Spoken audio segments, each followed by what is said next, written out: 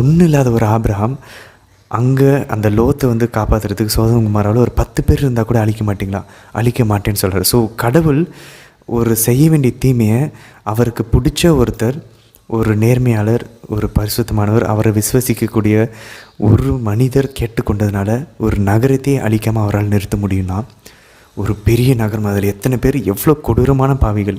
அவர் சொல்கிறார் அவங்களுடைய அந்த பாவங்கள் வந்து அந்த கூக்குரல் அவரை இட்டுது அப்படின்னு சொல்லி. அவ்வளோ மோசமான நகரத்தை அழிக்காமல் கூட ஒருத்தரோட பரிந்துரை காப்பாற்ற முடியும். அது எந்த அளவுக்குனா பாருங்கள், லோத்து வந்து போய் சொல்கிறாரு, வராமல் நின்றுட்டுருக்காரு. அவரை பிடிச்சி இழுத்துட்டு போனதாக வானத்தர் அந்த அந்த நகரத்தை பிடிச்சி இழுத்துட்டு போகிறாங்க நகரத்தை விட்டு வெளியே. ஏன்னா அந்த நகரத்தை நாங்கள் அழிக்க போகிறோம் அப்படின்னு சொல்லி. அது மட்டும் இல்லை, லோத்து வந்து அப்பயும் பாருங்கள், இல்லை அவங்க சொன்ன இடத்துக்கு போகாமல், இல்லை என்னால் அவ்வளோ தூரம் போக முடியாது, அதுக்குள்ளே அழிஞ்சிரும், நான் இந்த ஒரு சின்ன பக்கத்தில் இருக்கேன், நான் இந்த நகரத்துக்கு போகிறேன்னு சொல்கிறப்ப, சரி அதையும் உனக்கு நாங்கள் தரோம், போ, நீ போகிறதுக்கு முன்னாடி எங்களால் அழிக்க முடியாது அப்படின்னு சொல்லி அந்த 2 வானதூதர்கள் சொல்கிறாங்க. ஏன் அழிக்க முடியாது? ஏன்னா ஆபிரகாமுடைய ஜெபம் இருக்குது. அந்த ஒரு 10 பேரை பொருட்டாத அந்த நகரத்தை அழிக்க மாட்டீங்களா அப்படின்னு சொல்லி அந்த ஜெபம் லோத்தை வந்து அழிக்காமல் அவர் வரலனாலும் பரவாயில்ல, பிடிச்சி இழுத்துட்டு போகிறாங்க வானதூதர் வெளியே அந்த பாவத்தின் நகரத்தை விட்டு. இது நமக்கு என்ன கற்றுத்தருது?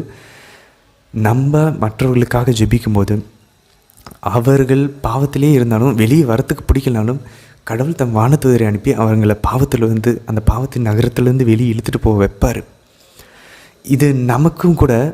அதனால தான் நம்ம புனிதர்களுடைய ஜெபங்களை கேட்குறோம். மாதா நமக்காக ஜெபிச்சாங்கன்னா நம்மளுடைய பாவத்தின் நகரத்துலேருந்து நம்ம கழுத்தை பிடிச்சி வானதூதர் வெளியே இழுத்துட்டு போக வச்சுருவார்.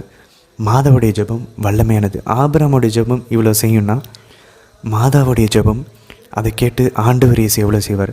ஆண்டவர் இயேசு தான் தந்தையாம் இறைவனுக்கும் நமக்கு கூட ஒரே மத்தியஸ்தர். ஆனால் பல பரிந்துரையாளர்கள் இருக்கிறாங்க.